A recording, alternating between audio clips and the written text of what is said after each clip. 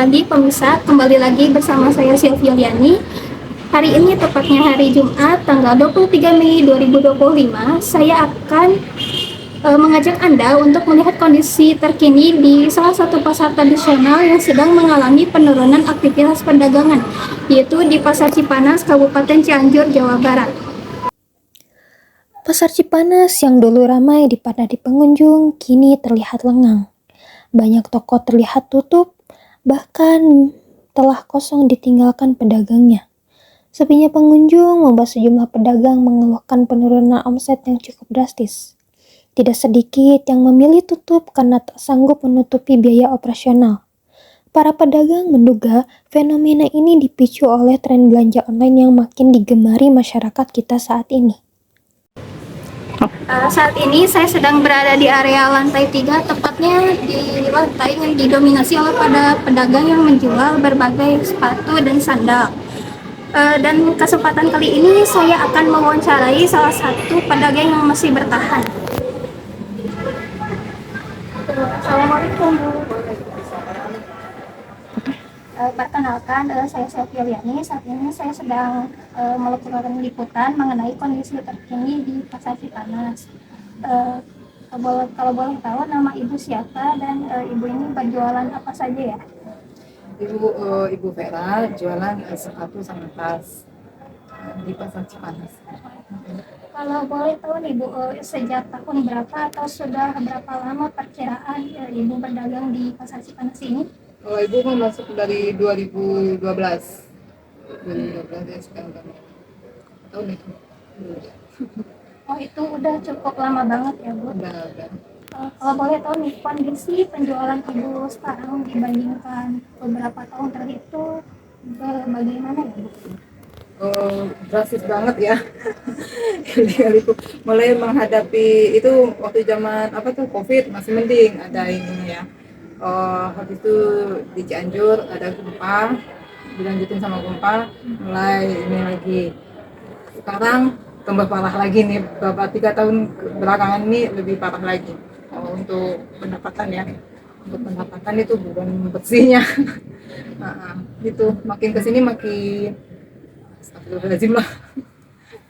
Kalau menurut Ibu sendiri, apa sih penyebab utamanya penurunan aktivitas perdagangan di Pasar Cipanas ini? Apakah menurut Ibu mungkin karena masyarakat kita itu lebih sedang gemar belanja secara online atau apa? Pertama mungkin itu ya, gempuran dari online shop. Habis itu mungkin tingkat daya beli orang juga ya. Apalagi di sini kan daerah kecil ya, mayoritas pokoknya petani. Jadi kalau udah gagal panen, otomatis yang ke pasar tuh ada menurun. Nah, ada ini tingkat pembeliannya itu emang tergantung hasil panennya ya. Tapi online shop jauh-jauhan banget juga sih pengaruhnya ya. Di bulan puasa kemarin aja, minggu kedua puasa aja itu banget. Biasanya bulan puasa masuk puasa pembelian udah mulai meningkat ya. Puasa kemarin tuh masih sepi ya, seperti begini juga keadaannya nih. Seperti dilihat santai banget kita wawancara sekarang kan ya, nggak ada yang ganggu buat belanja, kayak gitu. Kalau boleh tahu, maksud saya, apakah Ibu pernah mencoba berjualan secara online atau berencana berjualan secara online gitu? Kita kan nggak produksi sendiri, rencana buat jualan online ada emang udah mulai buka juga tuh online shop. Cuman ibu kan barang yang ibu jualin ini barang dari belanja dari dia otomatis ini ibu kan produksi ke berapa gitu ya, kayak dulu teh produsen misalnya kita belanja ke Jakarta kan ibu memasarkan di daerah sini ya. Kalau sekarang orang dari kampung udah langsung belanja ke Jakarta ya, jadi perang harganya nggak bisa di online ibu, kecuali ibu produksi sendiri. Itu sih masalahnya kalau orang pedagang pasar nih ibaratnya reseller ya, menyambungkan tangan orang Jakarta dulu ke daerah kan. Kalau sekarang orang daerah udah langsung ke pusat belanjanya, bahkan orang dari luar negeri udah bisa barang-barang impor banyak masuk kan. Kalau orang dari luar negeri barangnya udah masuk ke desa-desa orang belanjanya. Jadi persaingan harga kita nggak bisa ini.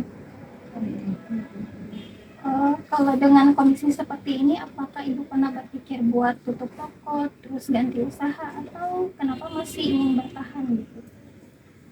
Sampai batas ini kita mah orang pasarnya bersabar. Mungkin pengeluarannya baru untuk itu kan kiranya bayar karcis, kebersihan. Alhamdulillahnya kalau yang bertahan di sini rata-rata yang punya toko, jadi nggak ngeluarin kontrakan buat toko kan ya. Jadi masih bisa bertahan lah, ngabisin barang, ini barang mungkin. Kalau ada yang mau diputerin belanja lagi, kalau masih bisa dibertahan. Alhamdulillah kalau masih ada punya langganan masih bertahan belanja ke sini. Gitu.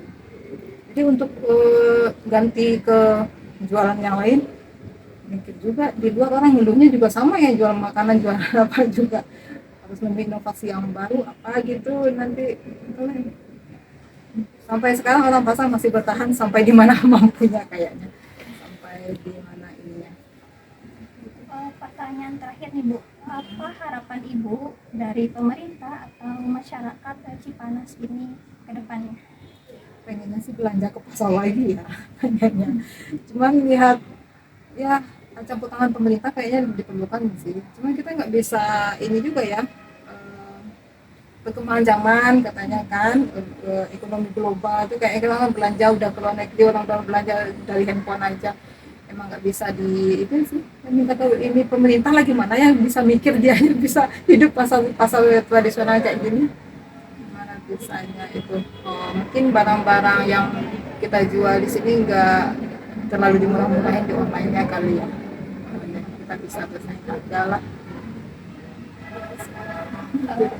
Terima kasih banyak Bu sudah meluangkan waktunya. Semoga Ibu tetap kuat dan tetap terus bertahan, dan semoga masyarakat Cipanas kembali berbelanja lagi di sini, dan semoga daya beli masyarakat kembali naik di pasar Cipanas ini. Silakan juga. Demikian pemirsa, sepinya pasar Cipanas merupakan gambaran nyata bahwa tantangan yang sedang dihadapi oleh para pedagang tradisional saat ini. Mereka tentunya butuh dukungan secara nyata, tidak hanya dari pemerintah tetapi juga dari kita sebagai konsumen, agar bisa mendukung ekonomi lokal maupun daerah agar terus bertahan di gempuran segala hal yang serba digital saat ini. Demikian liputan hari ini. Saya melaporkan langsung dari Pasar Cipanas. Saya Sylvia Liani, pamit undur diri dan sampai jumpa.